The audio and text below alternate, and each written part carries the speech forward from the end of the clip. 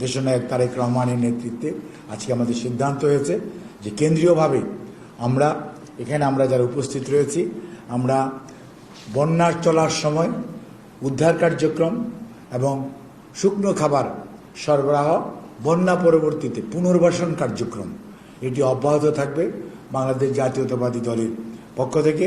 এবং এটির মধ্যে আমাদের প্রত্যেকটি জেলার নীলফামারী, রংপুর, লালমনিরহাট, কুড়িগ্রাম, গাইবান্ধার জেলা বিএনপি এবং অঙ্গ সহযোগী সংগঠনসমূহের নেতৃত্বে সেখানে ত্রাণ ও পুনর্বাসন কমিটির নেতৃত্বে এই ত্রাণ বন্যার্ত মানুষের কাছে পৌঁছে দেওয়া হবে। পরবর্তীতে ড্যাব এবং জিয়াউর রহমান ফাউন্ডেশন সবসময় তারা দেখেছেন ফেনী বা লক্ষ্মীপুর, নোয়াখালী অর্থাৎ পূর্বাঞ্চলে যে বন্যা হয়েছে এখনও তাদের মেডিকেল ক্যাম্প চলমান আছে এবং এটা আরও বেশ কিছুদিন চলমান থাকবে। আমাদের পুনর্বাসন কার্যক্রম চলমান আছে, সেখানে আমরা যেমন ধান রোপণের জন্য জ্বালা দিয়েছি, আমরা এখন বাচ্চাদের মধ্যে শিক্ষা উপকরণ বিতরণ করছি এবং যারা ঘর বাড়ি হারিয়েছে তাদের জন্য আমরা টিন এবং ঘর করার জন্য যে পরিমাণ সরঞ্জাম দরকার সেগুলো সরবরাহ করা হচ্ছে। এবং সেই সাথে ওই এলাকার মধ্যে 137 জন মানুষ শাহাদত বরণ করেছে জুলাই আগস্টের আন্দোলনে, যেখানে আমাদের দলের প্রচুর নেতাকর্মী আছে, কাজে আমরা সেটাকে ডিসক্রিমিনেট করি নাই। 137 জন এবং সেই সাথে 250-এর অধিক আমাদের নেতাকর্মী এবং স্থানীয় মানুষ, ছাত্র জনতা তারা পঙ্গুত্ব বরণ করেছে। তাদের পুনর্বাসনের জন্য দল উদ্যোগ গ্রহণ করেছে, অর্থাৎ পুনর্বাসন কার্যক্রম দক্ষিণাঞ্চলে চলছে এবং আগামী 6 তারিখ ইনশাল্লাহ বাংলাদেশ জাতীয়তাবাদী দলের সংগ্রামী মহাসচিব মির্জা ফখরুল ইসলাম আলমগীর ফুলগাজীতে নিজে উপস্থিত থেকে সেখানে বন্যার্ত মানুষের মাঝে যে পুনর্বাসন কার্যক্রম সেটি উনি নিজে তদারকি করবেন এবং পরিচালনা করবেন। আর আমাদের দলের স্থায়ী কমিটির সদস্য জনাব ইকবাল আসাদ মাহমুদ টুকু এবং আমাদের শহীদুদ্দিন চৌধুরী এনি নেতৃত্বে আমরা সবাই আমাদের উত্তরাঞ্চলে যে বন্যা যেটি কেবল শুরু হলো, আমরা এটি দেখতে চাই এটির প্রকোপতা কেমন, কিন্তু এটি দেখতে দেখতে অপেক্ষা করার চেয়ে আমাদের কার্যক্রম আজকে থেকেই শুরু হয়ে গেছে।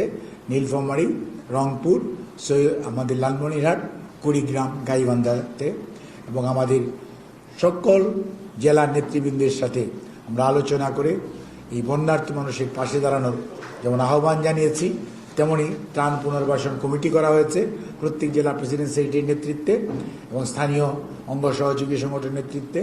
আমরা আমাদের কেন্দ্রীয় ড্যাব এবং কেন্দ্রীয় জিয়াউর রহমান ফাউন্ডেশন থেকে আমরা সহযোগিতা নিব মেডিকেল ক্যাম্প এবং পুনর্বাসন কার্যক্রমের জন্য। কৃষক দল থেকে আমরা, কৃষক দলের সভাপতি এখানে উপস্থিত আছেন, তাদের কাছ থেকে আমরা সহযোগিতা নিব। আমন্ত চলে যাচ্ছে, তারপরে রবি শস্যের বিষয় আসবে। আজ রবি শস্য বীজ কীভাবে সরবরাহ করা যায়, কৃষকদেরকে পুনর্বাসনে সহায়তা করা যায়, সেই জন্যই কৃষক দল সার্বিকভাবে আমাদেরকে সহযোগিতা করবে। কাজে আমরা সবসময়ই আমাদের উদ্দেশ্য বাংলাদেশের মানুষের পাশে থাকা এবং যেটির ধারাবাহিকতা শহীদ জিয়া স্বাধীনতার ঘোষণার মাধ্যমে ঘোষণা দিয়ে পালিয়ে যাননি, আত্মসমর্পণ করেননি, দেশকে স্বাধীন করেছেন। বেগম খালেদা জিয়া কত অত্যাচার নির্যাতন হয়েছে সবসময় বলেছেন বিদেশে আমাদের বন্ধু আছে, প্রভু নেই, দেশ থেকে পালিয়ে যান নাই।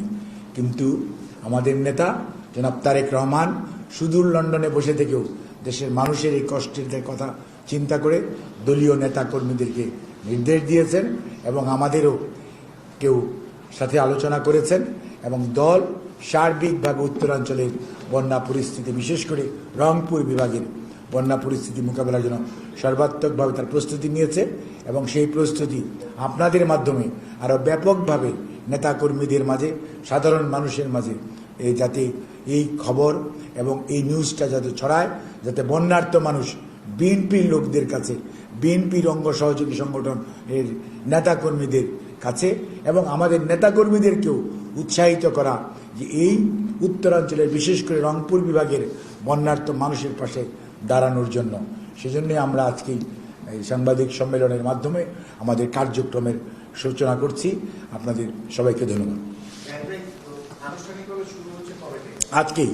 আজকে এই মুহূর্তেই আমরা প্রথম মিটিং করেছি, সাংবাদিকদের ব্রিফ করছি। রাত 9টায় আমাদের যৌথ সভা আছে, জুমে হবে প্রত্যেক জেলার সাথে, এফেক্টেড জেলার প্রেসিডেন্ট সেক্রেটারির সাথে, এবং আজকে রাত্রের মধ্যেই আমরা নগদ অর্থ সহায়তা প্রত্যেকটি কমিটির কাছে পৌঁছে দেব, যাতে করে কালকে সকালবেলায় তারা সেটি নিয়ে বন্যার্ত মানুষের পাশে তাদেরকে উদ্ধার এবং শুকনো খাবার সরবরাহের জন্য যথাযথ ব্যবস্থা গ্রহণ করতে পারে। ইতিমধ্যেই আমাদের সাংগঠনিক সম্পাদক অধ্যক্ষ আসাদুল হাবিবুল্লুর নেতৃত্বে লালমনিরহাট এবং কুড়িগ্রামে বন্যা ত্রাণ কার্যক্রম শুরু হয়ে গেছে, এবং আমাদের সহসাংগঠনিক সম্পাদক রংপুর বিভাগ আব্দুল খালেক এবং আমিনুল ইসলাম মাঠে আছেন এবং তারা সেই দায়িত্ব সমন্বয় করছেন। এবং আমরাও এখানে যারা আছি এবং আমরাও টাইম টু টাইম আমাদের দলের আরও সিনিয়র নেতৃবৃন্দ সহ আমরা সেখানে বন্যা কার্যক্রম অতীতের ন্যায় এবারও আমরা সমন্বয় করব, নিজের অবস্থান করব, থাকব এবং বিতরণে সহায়তা করব। ধন্যবাদ। ধন্যবাদ। Thank you.